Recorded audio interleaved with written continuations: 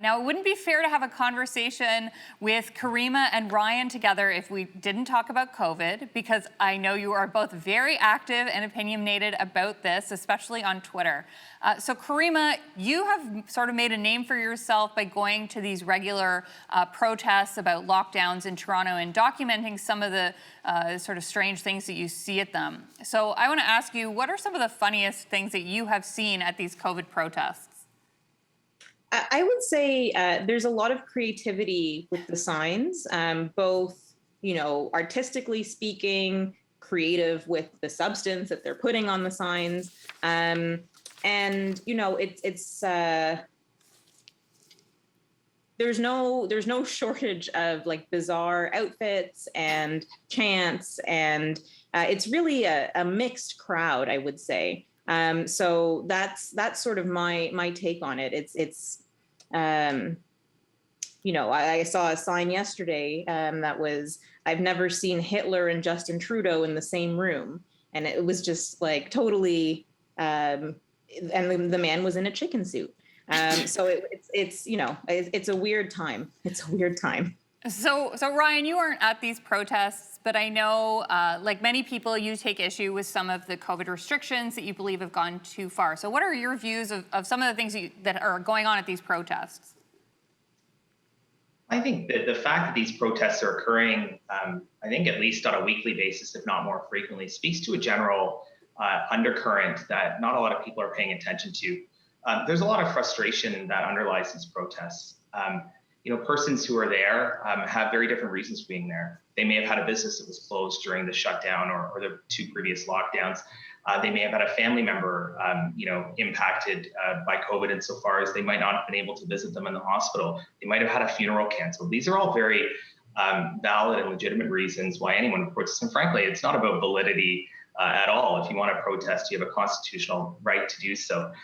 So that's what's really underlying the protests. And I agree with Karima. From what it seems to be, I've not been to one, but from what it seems to be, it's persons from all walks of life, business owners, regular people who have all been affected in their own individual ways by the pandemic. And I often say that some of the reasons why they're protesting relate to the parallel pandemic of job loss, the parallel pandemic of not being able to hold a funeral, the parallel pandemic of not being able to attend in person to worship the faith that you choose to worship. So that is really an undercurrent, and a lot of the coverage seems to be about who's acting aggressively at a protest or who's doing this, when I think it speaks to a larger problem that a lot of people are ignoring. So I certainly understand people being unhappy and wanting to protest. I don't know where the chicken suit comes in, but I do understand the sentiment of being unhappy.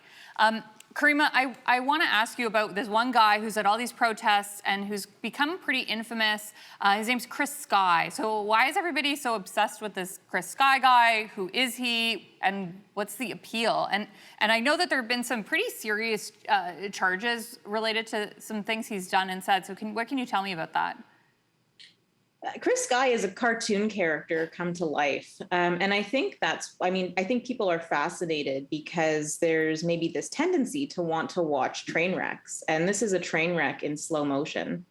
So Chris Sky is the son of a wealthy developer in Vaughan, King City, and really gained notoriety at the outset for being dismissive and ignoring the Quarantine Act rules in coming from the airport, and then going into grocery stores without a mask and kind of haranguing the employees, and sort of that was his shtick. So he throughout this has set up various charities that aren't really registered charities and has collected a fair bit of money. He has a book that's more of a pamphlet, but a very charismatic personality, and people within this movement, not everyone, I think that he's still a divisive character, but they follow him like a Pied Piper.